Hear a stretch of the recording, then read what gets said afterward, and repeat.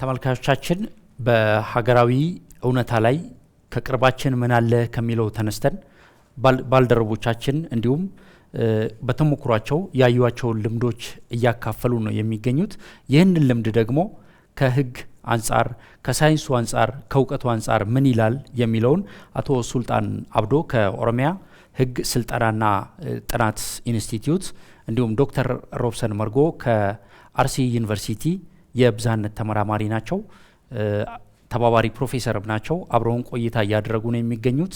ሀሳቦችን እንጋራ፣ ሀሳቦችን እንካፈል፣ እውቀቶችን ልምዶችን በጋራ እያነሳን ከአካባቢያችን ያሉትን ወደ ሀገር እያሳደግን ሀገራችንን አብሮነቷን አንድነቷን አሸናፊነቷን እናዝልቅ በሚል አብረን እየተወያየን ነው። አብራችሁኑ ነው። ለመላው ኢትዮጵያውያን እንኳን ለ17ኛው የብሔር ብሔረሰቦች እና ህዝቦች ቀን በሰላም አደረሳችሁ ማለት እፈልጋለሁ። እዚህ ላሉ ወንድሞችና እህቶቼም እንኳን አደረሳችሁ ላለው ኢትዮጵያ እንግዲህ የህብረ ብሔራዊ አገር ናት። ከ80 በላይ ብሔር ብሔረሰቦች የሚኖሩባት ብዙ ቋንቋዎች፣ ሃይማኖቶች፣ ባህሎች እንዲሁም ደግሞ አስተሳሰቦች ኢንዲጂነስ የሆኑ ኖሌጆች ያሉባት ሀገር ናት። የብዝሃ ሀገር ናት። ይሄንን መካድ ወይ ደግሞ አለመቀበል አይቻልም። በእውነታ ያለ ነገር ነውና ማለት ነው። ይህ እውነታ ነው። ይህ እንግዲህ እንደምናየው ውበትም ነው።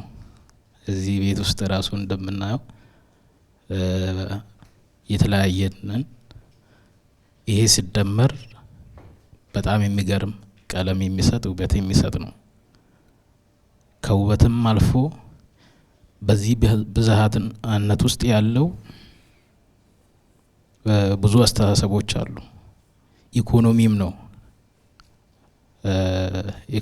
ነው ስል እብን በአንድ ብሔር ውስጥ ያለው ልዩነቶች ስናይ የተለያየ ሀሳቦች የኢኮኖሚክ አስተሳሰቦች የሚመነጩበት በግሪን ኢኮኖሚ ማለት ይቻላል፣ በባህል በሌሎችም በአመራረት ብዙ ነገር አለ።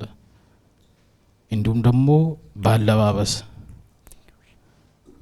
ለምሳሌ የኦሮሞን ብቻ ራሱ ብናይ በእሬቻ ጊዜ ከተለያዩ አቅጣጫ ከሰሜን እስከ ደቡብ ከምስራቅ እስከ ምዕራብ ከኦሮሚያ ውስጥ የሚመጡ እንግዶች የሚናገሩት የሚለብሱት ሁሉንም ነገር ስናይ በጣም እጅግ የሚገርም ውበት የሚሰጥ ነው።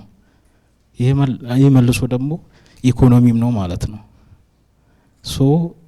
ይሄ በጣም የሚጠቅም ለኢትዮጵያ የሚጠቅም ነገር ነው።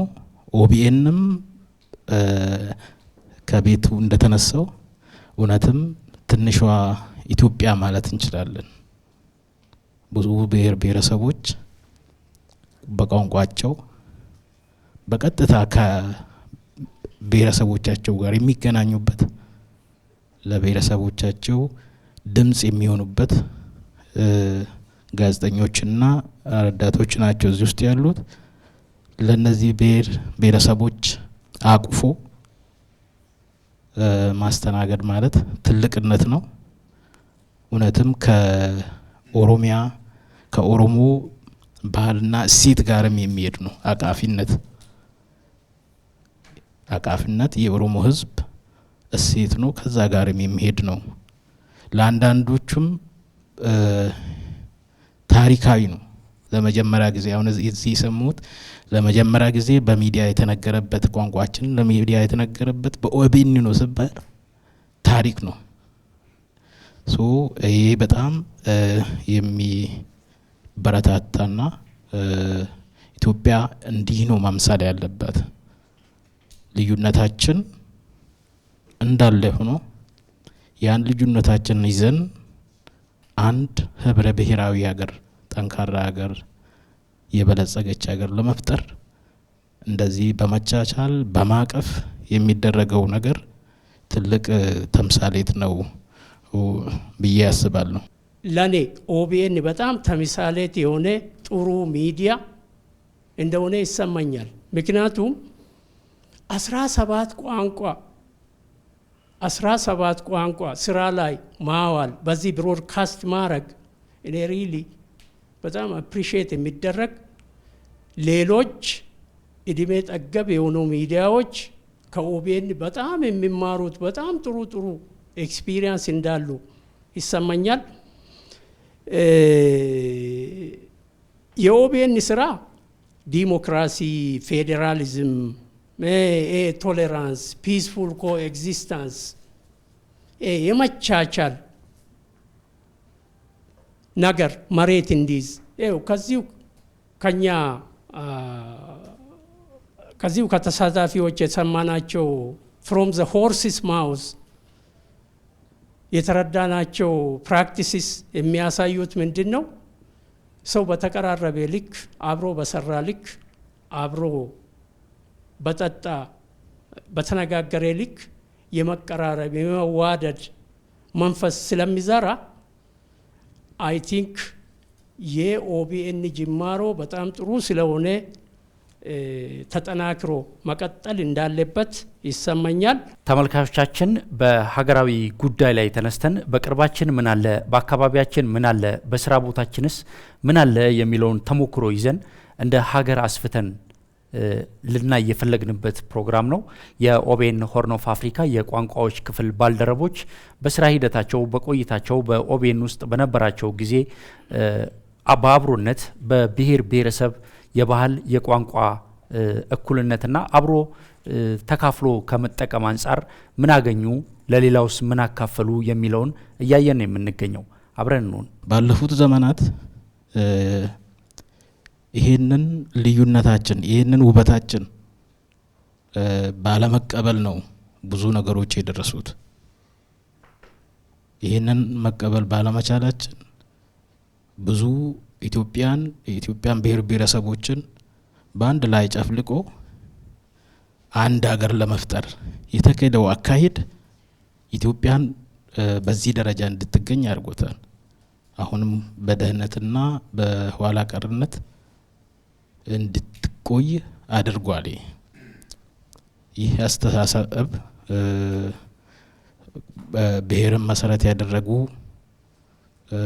ትርክቶች አንዱን የሀገር ሌላውን ደግሞ ከውጭ የመጣ አርጎ ይመሳል የተሳሳተና ትክክል ያልሆነ ትርክት እንዲሁም ደግሞ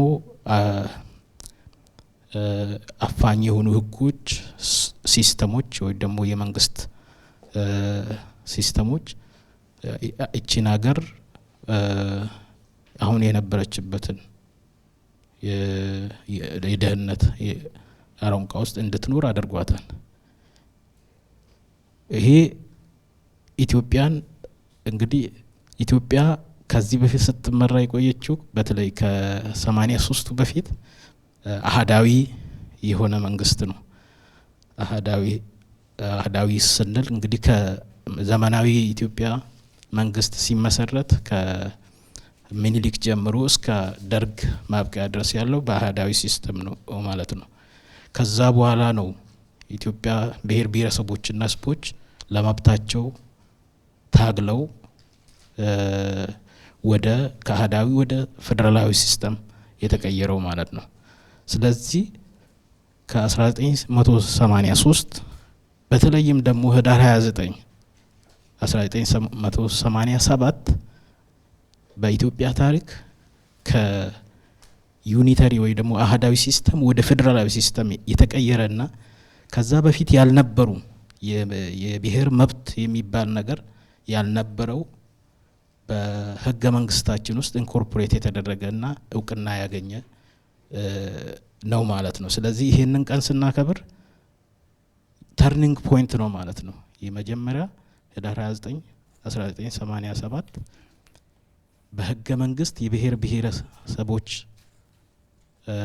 መብት እውቅና ያገኘበት ቀን ነውና ይሄን ስናከብር አንደኛ ያለፍነውን ነገር ካለፈው ነገር እየተማርን አሁን ደግሞ መብታችን ተከብሮ በአንድነት አንድ ሀገር ለመገንባት የምናደርገው ጥረትን ለማሳካት የምንሄድበት ነው ብዬ አስባለሁ። እንግዲህ ብሔር ብሔረሰቦች በህገ መንግስቱ ውስጥ እንዴት ነው እንዴት ነው የሚታየው የሚለውን ነገር አንድ የተወሰነ ነገሮችን ለማለት ህገ መንግስቱን የፈጠሩት የኢትዮጵያ ብሔር ብሔረሰቦችና ህዝቦች ናቸው። ህገ መንግስቱ ገና መግቢያ ላይ ስናየው እኛ የኢትዮጵያ ብሔር ብሔረሰቦችና ህዝቦች ነው። እንደዚህ ልዩነታችን እንዳለ ሆኖ በጋራ አንድ ጠንካራ ሀገር ለመገንባት ተስማምተን ይህንን ህገ መንግስት አውጥተናል ነው የሚለው። ስለዚህ ህገ መንግስቱ የነሱ የቃል ኪዳን ዶክመንት ነው ማለት ነው። ህገ መንግስቱ ከመግቢያ ጀምሮ ለብሔር ብሔረሰቦች የሰጠው እውቅና ብቻ ሳይሆን የኢትዮጵያ ባለቤት እነዚህ ብሔር ብሔረሰቦች መሆናቸውን የሚያሳይ ነው ማለት ነው። ከዛም በተጨማሪ የኢትዮጵያ የሉዓላዊ ስልጣን ባለቤት የኢትዮጵያ ብሔር ብሔረሰቦችና ህዝቦች ነው የሚለው አንቀጽ 8 ላይ ያለው ማለት ነው። ሌላው ለምሳሌ አሁን በፌዴራልም ሆነ በክልል ያሉ የመንግስት አስተዳደሮች የብሔር ብሔረሰቦች ተወካይ ናቸው ማለት ነው። የሉዓላዊ ስልጣን ባለቤት ብሔር ብሔረሰቦችና ህዝቦች ናቸው። መንግስት የፌዴራልም ሆነ የክልል መንግስት የነሱ ተወካይ ነው። የነሱን ኢንትረስት ነው የሚሰራው ማለት ነው። ህገ መንግስቱ እንደዚህ ያለ እውቅና የሰጠበትን ነገር ማየት እንችላለን። ከዛም ባለፈ አንቀጽ 46 ላይ የተቀመጠው ኢትዮጵያ እንግዲህ ምን አይነት ሀገር እንደሆነች ህገ መንግስቱ የመንግስት ቅርጽን ያስቀምጣል። የማንኛውም ህገ መንግስት ምን አይነት መንግስት ነው የሚለውን ነገር ያስቀምጣል። ኢትዮጵያ ከክልሎች እንደተመሰረተች፣ ክልሎች ደግሞ ሲዋቀሩ በአሰፋፈራቸው፣ በቋንቋቸው፣ በማንነታቸው እና በፍቃድ ብሎ ያስቀምጣል ማለት ነው። ስለዚህ ምን አይነት ፌዴራሊዝም ነው የሚለውንም ነገር እናገኘዋለን ማለት ነው። ምን አይነት ፌዴራሊዝም ነው ኢትዮጵያ የምትከተለው? ህብረ ብሔራዊ ፌዴራሊዝም ወይም ደግሞ መልቲካልቸራል ፌዴራሊዝም የሚለውን እንደምንከተል ከዚህ ማየት ይቻላል ማለት ነው። ከዛም አልፎ እነዚህ ብሔር ብሔረሰቦች ምን አይነት መብት አላቸው የሚለው ደግሞ አንቀጽ 39 ላይ ተቀምጧል። አንቀጽ 39 ላይ ሁለት መሰረታዊ የፌዴራሊዝም ሀሳቦች ተቀምጠዋል። አንደኛው ራስን በራስ ማስተዳደር ነው። ራስን በራስ ማስተዳደር ማንኛውም ብሔር ብሔረሰብ የራሱን መንግስት መስርቶ በራሱ ቋንቋ በራሱ ልጆች ራሱን ማስተዳደር እንደሚችል ያስቀምጣል። በዛም ልክ የቋንቋውን፣ ባህሉን፣ ታሪኩን ማጎልበት፣ ማሳደግ፣ መጠቀም፣ በስራ ላይ መጠቀም ደንግጓል ማለት ነው። ስለዚህ ይሄ ሰልፍ ሩል የምንለውን የፌዴራሊዝም ጽንሰ ሀሳብ ወይ ደግሞ ራስን በራስ ማስተዳደር የምንለውን አንቀጽ 39 ያሟላል ማለት ነው። ሁለተኛው ደግሞ በፌዴራል መንግስት ውስጥ ሚዛናዊ የሆነ ውክልና ሊያገኝ ይገባል ይላል። ሁለቱ የፌዴራሊዝም ሰልፍ ሩል ኤንድ ሼርድ ሩል የምንለውን አንቀጽ 39 ውስጥ እናገኛለን ማለት ነው። ሁሉም ብሔር ብሔረሰብ በፌዴራል መንግስት ውስጥ ተመጣጣኝ የሆነ ውክልና፣ ሚዛናዊ የሆነ ውክልና ሊያገኝ ይገባል የሚል ነገር ያስቀምጣል ማለት ነው። ስለዚህ እነዚህ የብሔር ብሔረሰብ መብቶች በህገ መንግስቱ እውቅና ያገኙና በስራ ላይ በትክክል በስራ ላይ ከዋሉ ኢትዮጵያ እንዳላችሁት እዚህ ውስጥ የሄት ስፒች ይሁን ብሔርን ከብሔር ለማጋጫት የሚደረጉት ነገሮች አሉ። ከዚህ ሁሉ የምንጸዳው ወይ ደግሞ ይሄን ሁሉ የምናስወግደው በትክክል እውነተኛ ፌዴራሊዝም ህገ መንግስቱ በሚለው መልኩ አስቀምጠን ተግበረን ስንሄድ ነው የሚል ሀሳብ አለ። እናመሰግናለን አቶ ሱልጣን። ዶክተር በብዝሃነት ላይ ሰፊ ልምድ አለዎት። በውጭው ዓለም ላይ ከነበሩበት ጊዜም ጀምሮ ሰው በብዝሃነት እንዴት ሲኖርና ምን ሲያገኝ እንደነበር ያስተዋሏቸው አሉ። ከእውቀት ጋር አያይዘው ከልምድም አዳምረው እዚህ ጋር ደግሞ ልጆቹም የኦቤን ሆርን ኦፍ አፍሪካ የስራ ባልደረቦች ያነሷቸው ተሞክሮዎች አሉ። በስራ ሂደት ውስጥ ያስተዋሏቸው ብዙ ነገሮችን አንስተዋቸዋል። ስለዚህ እርሶም እነዛን ተሞክሮዎትን እውቀት ጋር ጨምረው እዚህ ጋር ያስተዋሉትንም ተሞክሮ አዳምረው ምን አስተዋሉ ምን ታዘቡ ከሚለው ጋር እነዛን ሐሳቦች አጣምረው ቢያነሱልን የሚል ሐሳብ አለኝ። በደረስኩበት ልክ በተረዳሁት ልክ የኢትዮጵያ ሕዝብ አብሮ ይኖራል ግን አይተዋወቅም። ለምን መጣ ለሚል ጥያቄ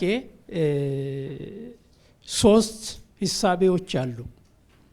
ሞኖ ካልቸራሊዝም የሚባል ጉዳይ አለ። ባይ ካልቸራሊዝም የሚባል ሂሳቤ አለ። መልቲ ካልቸራሊዝም የሚባል ሂሳቤ አለ። ከምኒልክ ዘመነ ከምኒልክ ጊዜ ጀምሮ እስከ ደርግ ፍጻሜ ድረስ እዚህ አገር ላይ የነበረው ልምምድ ሙሉ በሙሉ የመጀመሪያውን ሂሳቤ የሚያበረታታ አንድ አገር፣ አንድ ቋንቋ፣ አንድ ሕዝብ፣ አንድ ባንዲራ፣ አንድ እምነት የሚል ኮንዘርቫቲቭ የሆነ ፕራክቲስ ነው የነበረው። ያኔ ለ150 እና ከዛ በላይ አመታት ሲተገበር የነበረው ኤክሰርሳይዝ አሁን ላለንበት ኮምፕሊኬሽን መንስኤ እንደሆነ ያሳያል ማለት ነው የተለያየ ጥናትና ምርምር። ስለዚህ ለኢትዮጵያ የሚበጃት ከዚህ ከ3ቱ ሂሳቤ የቱ ነው የሚለው ጥያቄ ቢነሳ መሬት ላይ የምናየው ፋክት ልክ እዚህ ሩም ውስጥ የምናየው አይነት ኮምፖዚሽን ነው። ኢትዮጵያ የብዛ አገር ናት። ይህንን ብዛነት ኤክሰርሳይዝ ካላረግን፣ ይህንን ብዛነት በስርዓቱ ኢምፕሊመንት ካላረግን ኮንፍሊክት ይፈጠራል ማለት ነው። ምክንያቱም የሰው ልጅ በተፈጥሮ ክብር ይፈልጋል። አንተን ብቻ ሰው እንዲያከብር የምትፈልግ ከሆነ ሌላውን የማፈን እሳቤ ጭንቅላቴ ውስጥ ይዜ የሚሰራ ከሆነ እንዲህ ሲወረናዘር ኮንፍሊክት ይፈጠራል ማለት ነው።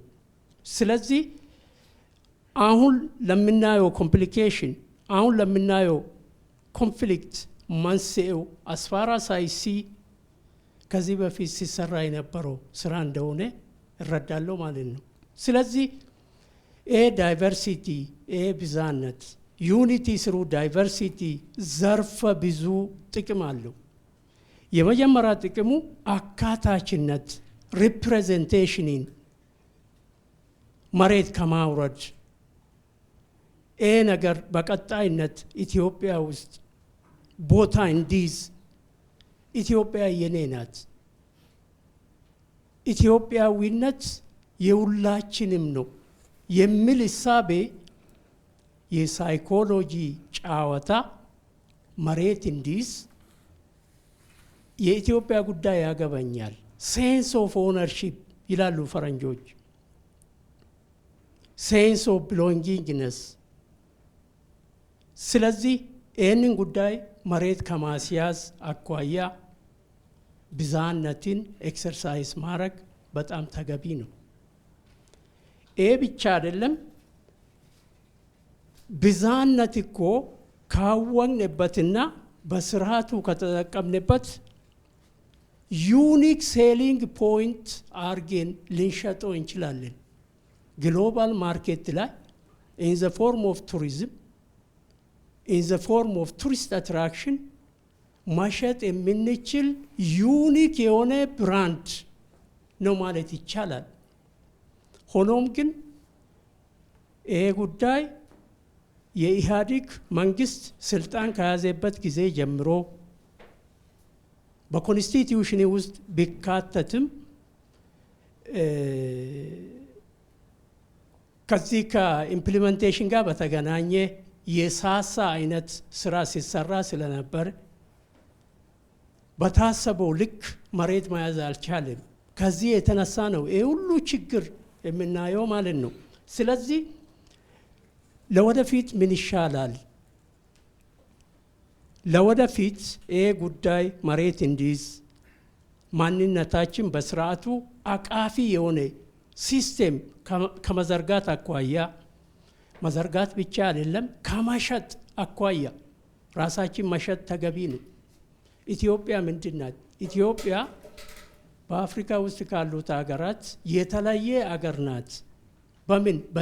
በዚህ ኳሊቲ ከዚህ እሳቤ ሊሰሩ የሚገቡ ስራዎች እንዳሉ ይሰማኛል ማለት ነው። እነዚህን ስራዎች ሁለት ቦታ መክፈል ይፈልጋሉ።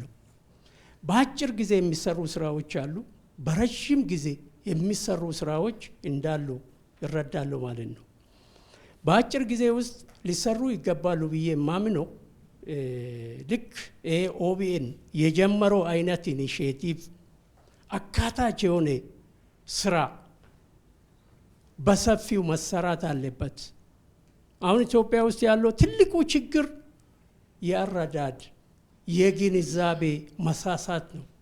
ስለዚህ መሆን ያለበት ግንዛቤን የሚያሻሽሉ አረዳድን የሚያስተካክሉ ስራዎች በአጭር ፕሮግራም ዘርፍ ተቀርጾ ለህዝቡ የሚደርስበት። ለምሳሌ አሁን ይሄ ጅማሮ ጥሩ ነው ለኔ። ይህንን ፕሮግራም እርግጠኛ ነኝ በሚሊዮን የሚቆጠር ህዝብ ይህንን ፕሮግራም ይመለከታል የሚል ግምት አለኝ። ይሄ ጥሩ ጅማሮ ነው። ስለዚህ እንደዚህ አይነት አስተማሪ የሆኑ እንደዚህ አይነት ጥሩ ተሞክሮዎችን ሰው ሼር እንዲደራረግ ፖዚቲቭ ኢነርጂ መሬት እንዲይዝ የሚያበረታቱ ነገሮች በሰፊው ቢሰሩበት በአጭር ፕሮግራም ይሳቤ ማለት ነው። በረዥሙስ ምን መሰራት አለበት? ብዛነት ጉዳይ፣ የዲሞክራሲ፣ የሪፕሬዘንቴሽን፣ ኢንክሉሲቪቲ፣ አካታችነት በእኛ ፖሊሲ በእኛ ስርዓተ ትምህርት ውስጥ ገብቶ ክሮስ ካልቸራል አንደርስታንዲንግ። ለምሳሌ የሶማሌ ህዝብ የኦሮምኛ ቋንቋ ለምን አይማርም? የኦሮሞ ልጅ የሶማሊኛ ቋንቋ ቢማር ይጠቀማል እንጂ አይጎዳም በምንም ካልኩሌሽን በምንም ቀመር። ምክንያቱም ቋንቋ ውስጥ ምን አለ? ታሪክ አለ። ቋንቋ ውስጥ ምን አለ? ኖሌጅ አለ፣ ዊዝደም አለ፣ ጥበብ አለ። 3-4 ቋንቋ በቻልኩኝ ልክ የኔ ብቃት፣ የኔ ኳሊቲ፣ የኔ ተፈላጊነት በዛው ልክ ይጨምራል ማለት ነው። የኛ ህዝብ ይህንን አላወቅም። እዚህ አዳማ ከተማ፣ እኔ አዳማ ነው የምኖረው። እዚሁ አዳማ ከተማ ተወልዶ አድጎ ያረጀ አዛውንት አከም ኦልቴ ስትለው ኦሮምኛ ላለመማር ይሁን ካለማወቅ ይሁን እኔ አላቅም ደናዋል ይላል። እያወቀም ደናዋል ይላል። የሚያሳየው ምንድን ነው? የሆነ ይዞ ያደገ ኮንዘርቫቲቭ የሆነ ጭንቅላቱን ቆንጥጦ የያዘ አስተሳሰብ አለ ማለት ነው። ስለዚህ ከዚህ ከአዲሱ ትውልድ ይጠበቃል ብዬ የማስበው እንደዚህ አይነቱን አስተሳሰብ የማላላት ስራ መስራት አለብን። ሌላ አገር የለንም። አሜሪካ አውሮፓም ኖሬን አይተናል። ሀመልማል አባቴ አንዴ ሲዘፍን አይቻለሁ። መከበር በአገር አይደለህም ወይ የሚል ዘፈን አውቃለሁ። ይሄ ትክክለኛ ሂሳቤ ይመስለኛል። ሰው የሚከበረው ናሳ ውስጥም ተቀጥሬ ቢሰራ የትም ሀገር ሂድ ያንተ እትብት የተቀበረበት እቺ ሀገር ናት፣ ያንተ አይዴንቲቲ። ስለዚህ ህብረተሰቡ ትውልድ ይህንን ጉዳይ በስርዓቱ ተረድቶ መልቲሊንጓሊዝም የመሆን አንድ ሰው ኦሮምኛ፣ አማርኛ፣ ትግርኛ፣ ወላይትኛ ቢማር ተጠቃሚ መሆኑን እያንዳንዱ ወላጅ ተረድቶ ልጆቹ ይህንን ጉዳይ ትምህርት ቤት ውስጥ ይሁን ከትምህርት ቤት ውጪ እንዲማሩ እንዲለማመዱ ማበረታታት ያስፈልጋል የሚል ሀሳብ አለኝ። ከዚህ ጋር በተገናኘ መንግስታችን ያው ሁላችንም እንደምናውቀው 5 ቋንቋዎች በእኩል ደረጃ የዚህ ሀገር ብሔራዊ ቋንቋ ሆነዋል ብሎ ኦልሬዲ አውጇል። ዛሬ 2 ዓመት ይመስለኛል። ይሄ ጉዳይ ስለታወጀ ብቻ ይተገበራል ማለት አይደለም።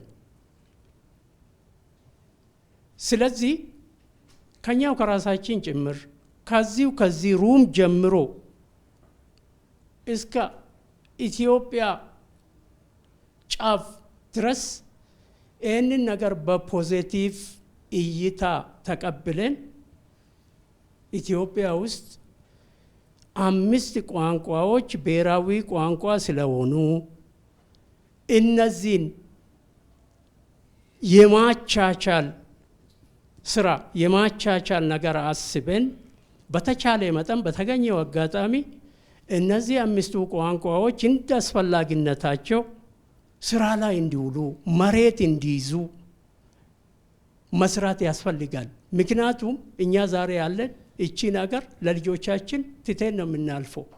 ስለዚህ አሁን በምናስቀምጠው አሻራ ላይ ሆኖ ነው የኛ ልጆች የተሻለች አገር የሚረከቡት ማለት ነው። አሁን ስራ ካልተሰራ የኛ ልጆችም ገና እዚህ ላይ ነው የሚከራከሩት ማለት ነው። ስለዚህ አይ ቲንክ ትልቅ ስራ ይጠብቀናል።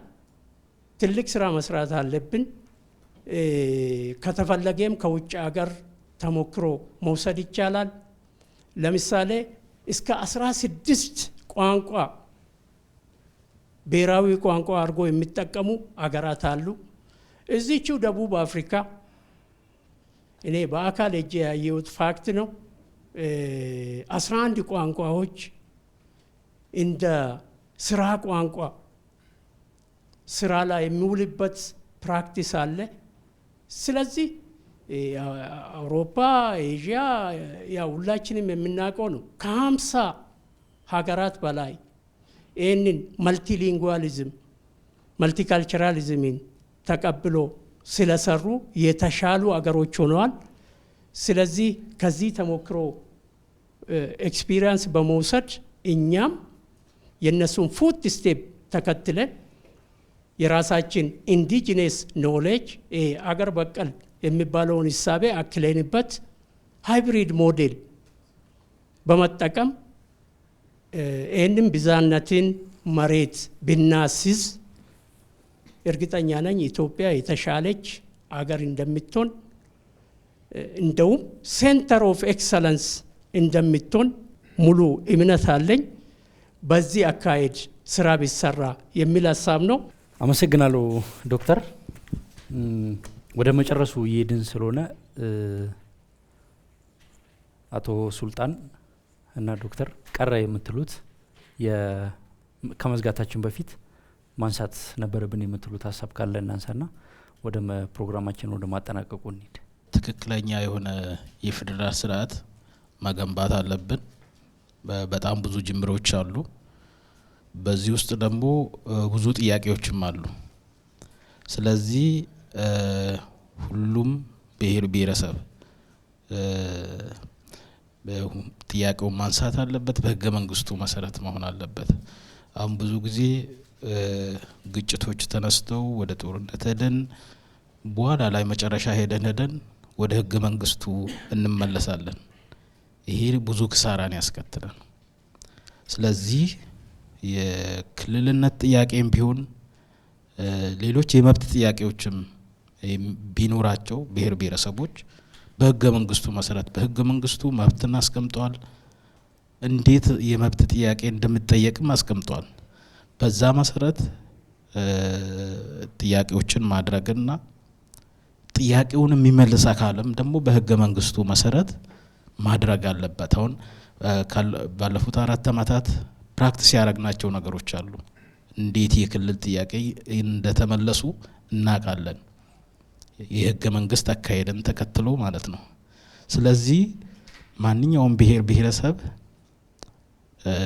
ጥያቄ ሲኖረው በህገ መንግስቱ መሰረት ማድረግና ጥያቄ የሚቀርብለት አካልም ህገ መንግስቱን ተከትሎ መልስ መስጠት አለበት። እንደዚህ ስናደርግ ዲሞክራሲን ኤክሰርሳይዝ እናደርጋለን፣ የህግ በላይነትን እናከብራለን። አገራችን ሰላም ያላት ቀጣይነት ያለው ሰላም እንዲኖራትና ብልጽግና እንዲመጣ የሚያረግ ስለሆነ በዚህ ላይ የኛ ሼር የኛ በተለይ ደግሞ የሚዲያ አካል ሼር ከፍተኛ ነው። ህብረተሰቡ ጥያቄውን በዚህ መልኩ እንዲያረግ የማድረግ ኃላፊነት አለብን፣ ተሰሚነትም ስላለን ማለት ነው። ይሄን ማድረግ አለብን የሚል ሀሳብ አለኝ። አመሰግናለሁ። ሁለት ነገሮች አሉ። ፈጣሪ የሰጠን በረከት አለ፣ ሰው ሰራሽ የሆኑ ስራዎችም አሉ። አሁን ኢትዮጵያ ውስጥ እንደ ግጭት መነሻ ተብሎ የሚታሰቡት የብሔር፣ የባህል፣ የልማድ፣ የእምነት በአጠቃላይ ሶሻል ኮንስትራክትስ መሆናቸውን ሰው ሰራሽ መሆናቸውን ሰው መረዳት መቻል አለበት። እኛ እኮ ከአረዳድ ማነስ ካልሆነ በቀር የአዳምና የሔዋን ልጆች ነን እኮ። የፈለክ ቋንቋ ተናገር፣ የፈለክ እምነት ተከተል፣ ከየትምና የአዳምና የሔዋን ልጆች ነን። የኢትዮጵያ ሕዝብ ይህንን በጽኑ መረዳት ተገቢ ነው። አመጣጣችን ከአንድ ቦታ ከሆነ ከአረዳድ ካልሆነ በቀር ዳይቨርሲቲ ማቀፍ ምንም የሚከለክለው ምንም ነገር የለም ማለት ነው። ስለዚህ ይህንን ፕሮግራም የሚከታተሉ ሰዎች ይህንን ሂሳቤ ተረድቶ ዳይቨርሲቲን እንደ ከፋፋይ አገሪን እንደሚያጠፋ እኔ በእውነት አንዳንድ ቦታ ለሪሰርች ሲሄድ ጭራሽ ስለ ዳይቨርሲቲ፣ ስለ መልቲካልቸራሊዝም፣ ስለ መልቲሊንጓሊዝም ሲሰሙ ጭንቅላታቸውን የሚቆልፉ የተማሩ ሰዎች አሉ። እዚህ ላይ እኔ ሀሳብ መስጠት አልፈልግም። ይሄ ነገር የሚያመጣውን ክስተት አውቃለሁ። አገር ያጠፋል፣ አገሪን ይበታትናል የሚሉ ሰዎች አሉ። እነዚህ ሰዎች ሜቢ እያወቁ ተጠቃሚ ከመሆናቸው የተነሳ ይሄ ያለው ስርዓት እንዲሸረሸር ስለማይፈልጉም ሊሆን ይችላል፣ ወይ ደግሞ ከአረዳድ ማነስም ሊሆን ይችላል። ስለዚህ በተቻለ መጠን ሰውን በዚህ በአይዴንቲቲ ኢንዲኬተርስ ካቴጎራይዝ ከማድረግ ሰውን የማቅረብ የሰውን ባህል፣ የሰውን እሳቤ፣ የሰውን እሴት ለመማር ጭንቅላታችን ክፍት ማድረግ ለኢትዮጵያ ግንባታ ጥሩ ይሆናል የሚል መልእክት ለመጨመር ነው።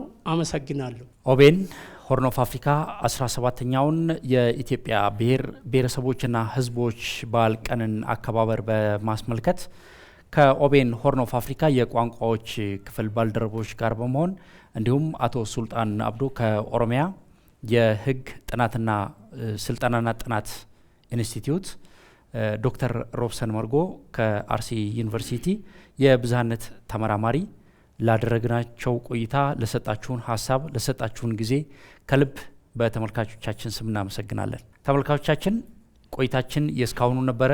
ቀሪ የኦቤን ሆርን ኦፍ አፍሪካ ስርጭት ፕሮግራሞች ወደ እናንተ መድረሳቸውን ይቀጥላሉ።